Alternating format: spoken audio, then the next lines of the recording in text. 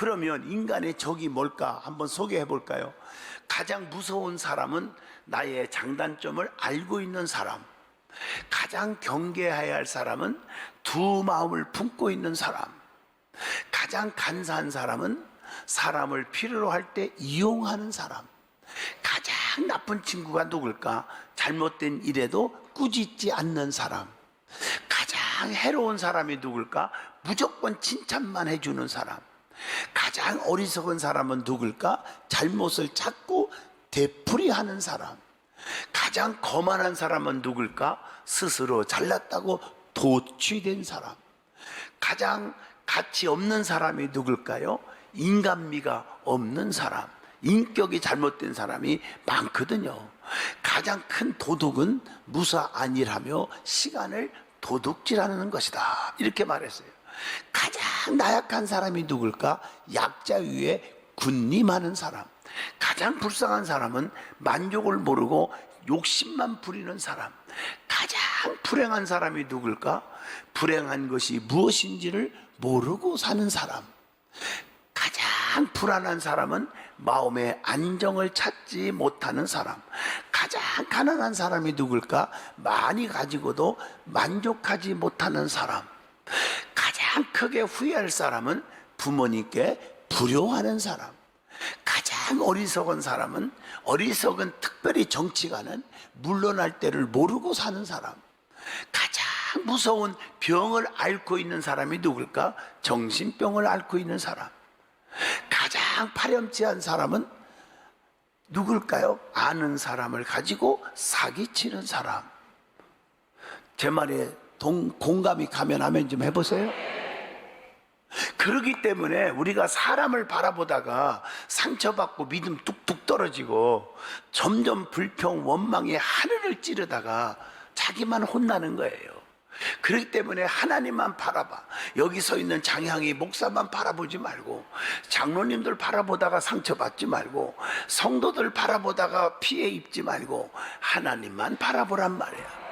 그래서 하나님은 영이시니 예배하는 자가 영과 진리로 예배할지니라. 요한복음 4장 24절에 그렇게 말씀하고 있어요. 하나님은 예배를 통해서 성도들을 만나주시고 예배를 통해서 은혜와 축복을 주시는 거예요. 그 예배 가운데, 예배는 말씀, 기도, 찬양, 예물 네 가지가 있어요. 네 가지 중에 한 가지에도 결여되면 예배다운 예배를 안 드리고 그냥 가는 거예요. 그래서 예배 시간에는 영과 진리로, 신령과 진정으로 예배를 드려야 되는데, 말씀, 기도, 찬송, 헌금 이 네 가지가 실제로 가슴에 뜨겁게 와닿는 예배를 드려야 될 줄로 믿습니다. 그 예배 가운데 말씀을 통해서 하나님의 깊은 섭리와 하나님의 깊은 뜻을 성도들에게 전달해 주는 것입니다. 그러므로 하나님의 말씀은 살아있고 운동력이 있어 좌우의 날섬 검보다 예리하여 심령 골수를 쪼개기까지 하며 또 마음의 생각과 뜻을 판단하시니 하니, 히브리서 4장 12절에 그렇게 말씀하고 있어요. 성도는 말씀을 대하는 태도, 하나님의 말씀을 듣는 태도가 너무 중요하다는 거예요. 그래서 간절히 사모하고 예배 와서 말씀에 아멘 아멘 하고 듣고 화답하는 성도가 축복의 성도인 줄로 믿습니다. 하나님의 말씀을 우습게 여기거나 가볍게 여기면 또 농담을 여겨서는 안 됩니다. 여러분, 창세기 19장 14절에 보면 아브라함의 조카 롯이 나옵니다. 롯에는 두 사위가 있었는데 이 하나님의 말씀을 들을 때 사위가 농담으로 여겼더라. 말씀을 농담으로 여기다가 유황불의 심판을 받고 말았다는 거 다 잘 알고 있습니다. 롯의 처도요, 창세기 19장 26절에 보니까 뒤돌아보지 말라니까 살짝이면 괜찮겠지, 살짝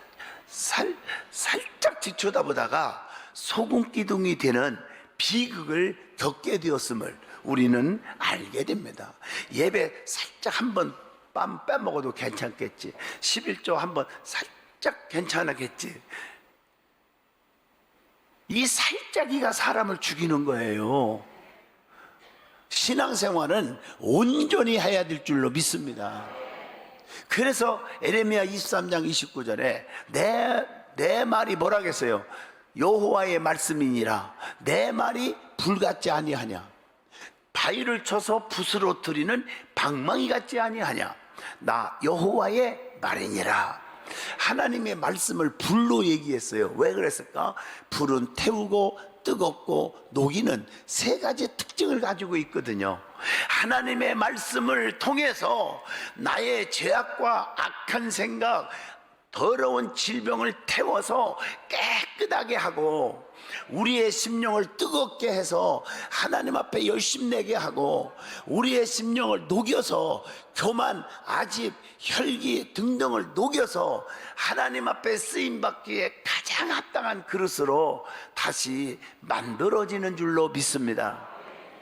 자, 오늘 이 말씀을 잘 보시면 이스라엘 백성들이 바벨론의 포로가 된 지 25년이요 성이 함락된 후에 14년이 되었습니다.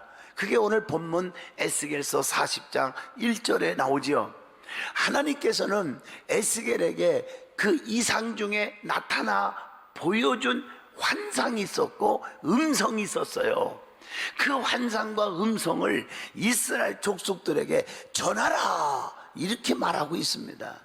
내가 너에게 들려준 음성과 내가 너에게 보여준 환상을 그대로 사람들에게 전해줘라, 이렇게 말하고 있습니다.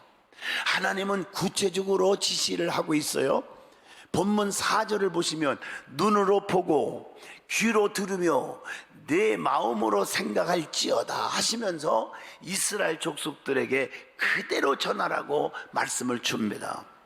성도들도 하나님의 말씀을 대하는 태도가, 자세가 있다는 사실을 깨달아야 합니다.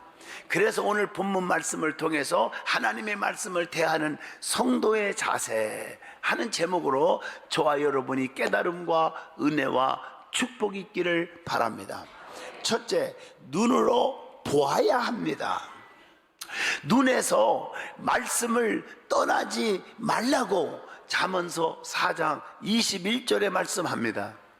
우리의 눈이 항상 여호와를 앙망하면 그물에서 벗어날 것이미로다. 시편 25편 15절.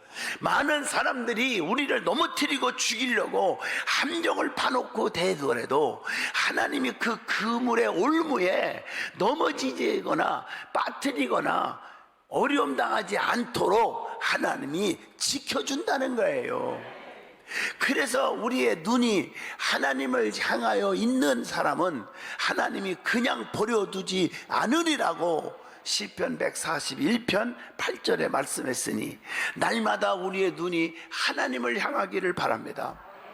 하나님을 떠나지 않는 눈은 악인과 원수의 망함을 보게 될 것이다. 잠언서 29장 16절에 말씀 줍니다. 그리고 하나님을 바라보는 눈이 되어야 합니다. 예루살렘은 떠났던 자들도 눈이 밝아진 후에 다시 돌아옵니다. 누가복음 24장 32절로 34절. 우리의 영이 어두운 사람들은요, 교회를 떠나지만 눈이 밝아지고 보면 어머나 이게 아닌데, 그래서 다시 성전으로 돌아오게 된다고 성경은 가르쳐 줍니다. 세상을 바라보면 상처투성이지만 주님만 바라보면 기적이 일어납니다. 그래서 시브리서 12장 2절, 믿음의 주여 또 온전케 하신 이인 예수를 바라보자 라고 말씀하고 있습니다. 그러면 눈으로 무엇을 보아야 합니까? 하나님의 인도하심, 하나님의 임마누엘 은혜를 봐야 됩니다. 출애굽기 19장 4절입니다. 하나님의 기이한 법을 보라고 시편 119편 18절에 말씀했고, 그리스도의 신성을 보라고 요한복음 20장 31절에 나옵니다. 분명히 예수님은 하나님이시고 전능자이심을 보게 될 줄로 믿습니다. 영생에 대한 지식을 또한 보라고 요한일서 5장 13절에 말씀합니다. 그러면 하나님은 우리를 어떻게 하신다고요? 하나님만 바라보면 눈동자같이 지켜주시고 주의 날개 그늘 아래 감추어 주신다. 시편 17편 8절에 말씀합니다. 두 번째, 귀로 들어야 합니다. 말씀에 귀를 기울여야 합니다. 잠언서 4장 20절이죠. 말씀을 읽는 자와 함께 듣는 자가 복이 있도다. 때가 가까움이니라. 요한계시록 1장 3절에 말씀합니다. 그래서 믿음은 들음에서 나며 들음은 그리스도의 말씀으로 말미암았느니라고 로마서 10장 17절에 말씀했으니, 예배를 많이 나와 예배 안 빠지고 나와서 말씀을 들을 때 믿음이 생겨. 말씀을 안 들으니까, 모든 세상에서 세상 소리만 들으니까 중직이 됐어도 믿음이 빵점짜리가 되는 거예요. 지혜의 귀를 기울이면 마음을 명철에 두라고 잠언서 2장 2절에 권면합니다. 지혜로운 자의 귀는 항상 지식의 말씀을 구하느니라. 잠언서 18장 15절에 말씀했어요. 귀로 악한 자의 말을 듣지 말으란 말이에요. 그래서 여러분들이 꼭 기억할 것은, 눈은 볼 것만 보고 보지 아니할 나쁜 건 보지 말란 말이에요. 남의 허물을 보지 말란 말이에요. 귀는요, 하나님의 말씀은 듣고 좋은 소리는 듣지만 남을 비판하고 쑥덕거리는 소리에 듣지 말란 말이에요. 그래서 잠언서 1장 10절에 내 아들아, 악한 자가 너를 끌지라도 따르지 말라, 이렇게 말하고 있어요. 하나님을 거역하고 범죄하는 이유가 뭡니까? 듣는 지혜가 없기 때문이에요. 쓸데없는 소리를 그냥 다 무조건 좋다고 다 듣는 거예요. 믿음이 추락하는 거예요. 그러므로 쓸데없는 말을 하는 사람들과 절대로 가까이 해서는 안 될 줄로 믿습니다. 돈이 많다고요? 명예가 있다고요? 권세가 있다고요? 많이 배웠다고요? 그들의 소리에 귀를 기울이지 말라는 거예요. 그래서 바른 교훈을 쫓지 않고 허탄한 이야기를 쫓게 되면 망하는 거예요. 디모데후서 4장 3절에 책망합니다.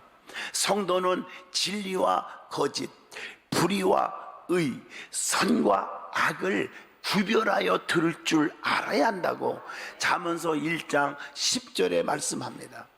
그래서 이 귀로 무엇을 들어야 하느냐? 무엇을 들어야 돼요? 주의 계명에 귀를 기울여라. 출애굽기 15장 26절이죠. 주의 모든 명령을 들어야 돼요. 가감하지 말고. 신명기 12장 32절. 영혼을 살리는 생명의 말씀을 들어야 한다고 이사야 55장 3절에 말씀합니다. 성도는 긍정적인 말에 귀를 기울여야 영혼이 산다고 했어요.